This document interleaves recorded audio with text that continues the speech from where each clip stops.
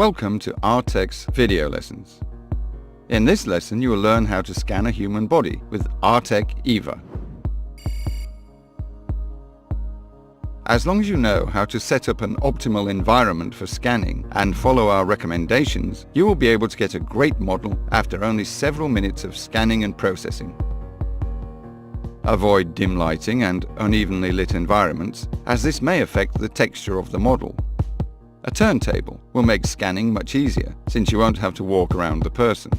But don't worry if you don't have a turntable. You can just connect Eva to a tablet and battery. That way, you can easily walk around the model without getting caught up in any wires. You can also use a laptop instead of a tablet. Hold the laptop in one hand or use a laptop harness.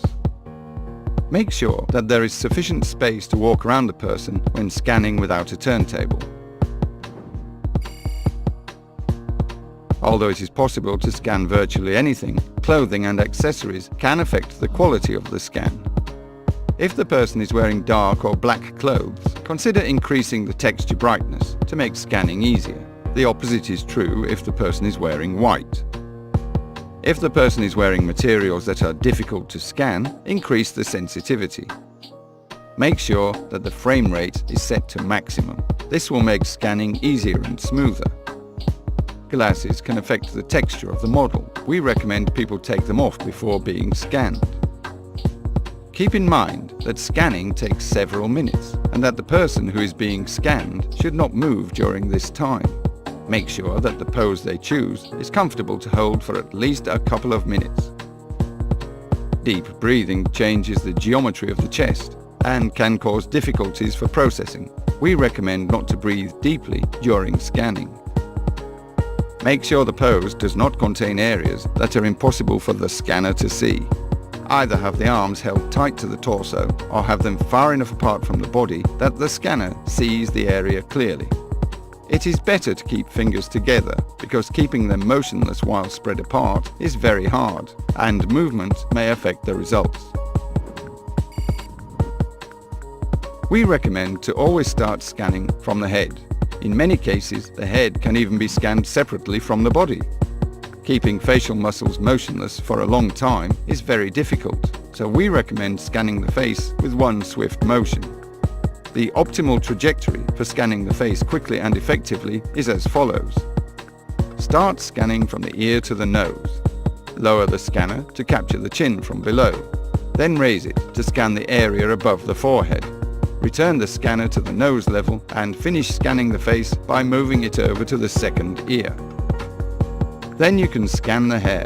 Remember to scan from all angles and always keep the shoulders or back in the scanner's field of view. We'll talk more about scanning hair in a minute. Continue to move the scanner around the head, scanning from all angles. Don't forget to scan behind the ears. If the scanner has problems seeing the hair properly, hold it above the difficult spot for longer so as to accumulate more information. Finish scanning the hair at the same angle at which you started scanning the face. Try not to get the face in the scanner's field of view during this last section, since the facial geometry will probably have changed. Let's talk more about scanning hair, since sometimes you might need to take special action here. Artec is proud that its scanners are able to recreate most hairstyles, while most scanners can't. Nevertheless, some hair types are more difficult to scan, such as curly or fluffy hair.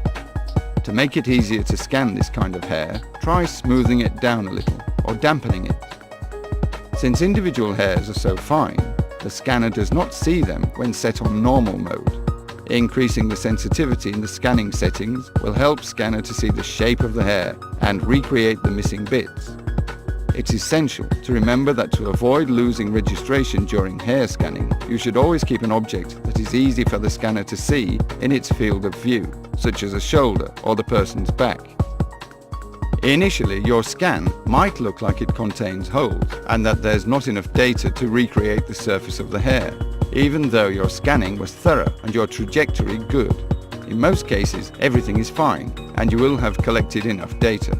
The final scan will always look much better than the raw data. Scanning the body is easy, as long as you meet a few simple conditions. Scanning the body is much like scanning the head. First you scan the front of the torso front, then the side, then the back, and then the other side. After this, you can go on to scanning the legs. Always remember, to get a good scan, you must change the angles of the scanner so it sees the person from every perspective. Legs are generally the most still part of the body, so you can scan them separately. However, scanning the whole body in one scan is also an option. Don't forget to scan the inner side of each leg. When scanning the feet, remember that if the floor contains rich texture, you can use it to restore registration should you lose it. So be sure to scan the floor around the feet. Remember that the feet should also be scanned from all angles. After you finish scanning, ask the person you scanned to hold his or her pose for a minute more in case you missed an area during scanning. Open the scan you made and ensure that it does not have any holes. If there are any holes, rescan the area in question. If you'll follow these advices, after a bit of practice, scanning people will become a piece of cake.